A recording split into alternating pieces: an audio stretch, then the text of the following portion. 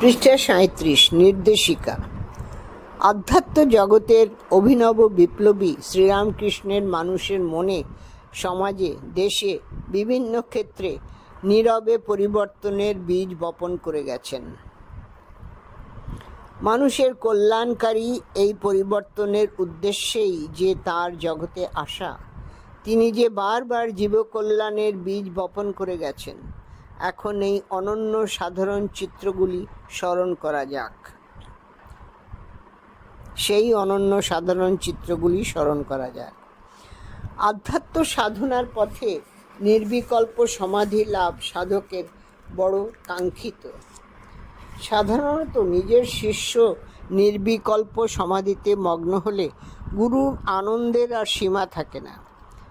সেখানে দেখা যাচ্ছে শিষ্য বিবেকানন্দ যখন সমাধিতে মগ্ন হয়ে থাকতে চাইছেন, তখন আচার্য গুরু শ্রীরামকৃষ্ণ তিরস্কার করে বলছেন, ছি ছি, তুই এত বড় আধার, তোর মুখে এই কথা?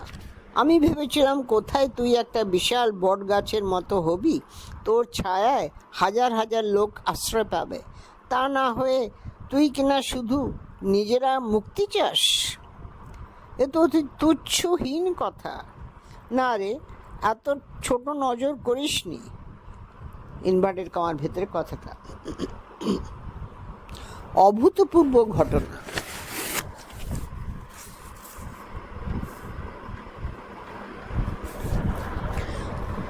পৃষ্ঠা ৩৮। আবার শ্রীমা সারদা দেবীকে নিজ দেবতনু ত্যাগের কাল আসন্ন বুঝে নির্দেশ দিচ্ছেন, তোমাকে কাজ করতে হবে।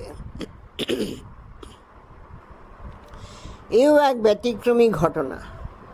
কোনো অবতারই দেখা যায় না অবতার সঙ্গিনীকে নিজের কাজের ভার অর্পণ করে যেতে।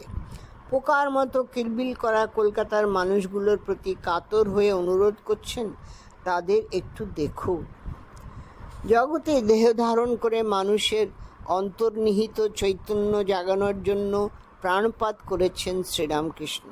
একা নয়, পার্শ্বদের প্রাণিত করেছেন দুঃখ কষ্টে জর্জরিত মানুষকে উদ্ধার করতে।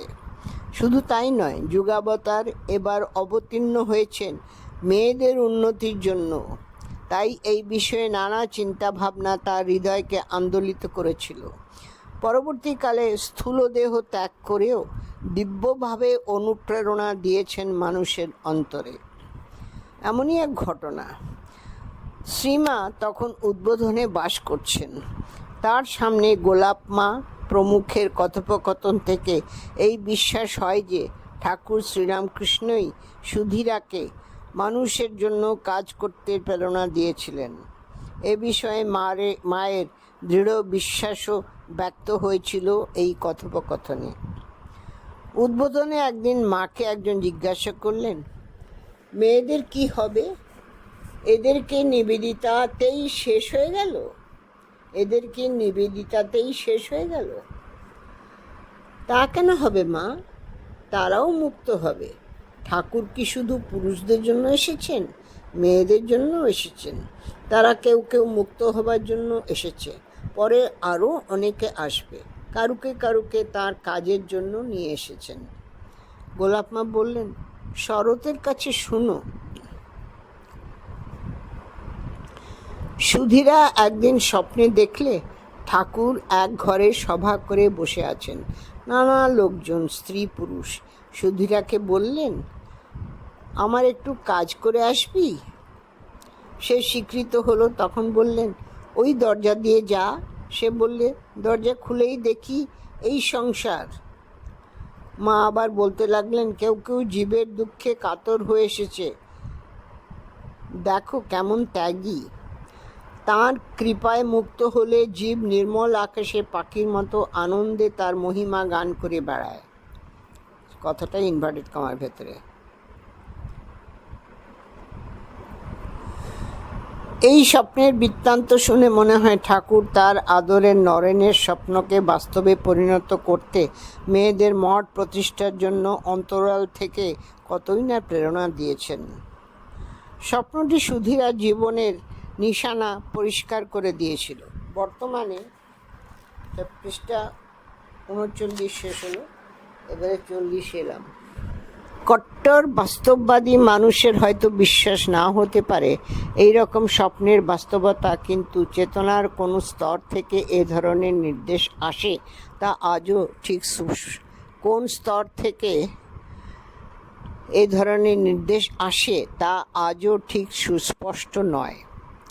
জোনাথন সিগালের মতো নিবেদিতা ও ক্রিস্টিন এই দুজনের সান্নিধ্যে এসে সুধীরা নিজে উজ্জীবিত হয়ে মুক্ত বিহঙ্গের মতো ঠাকুরের মহিমা গান করে অন্য মেয়েদের প্রাণিত করেছেন, যা গল্পের চেয়েও রোমাঞ্চকর এবং অবশ্যই ঐতিহাসিক।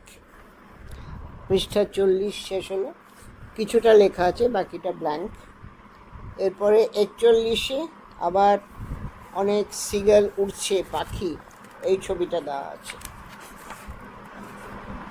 তারপরের পৃষ্ঠা 42-এ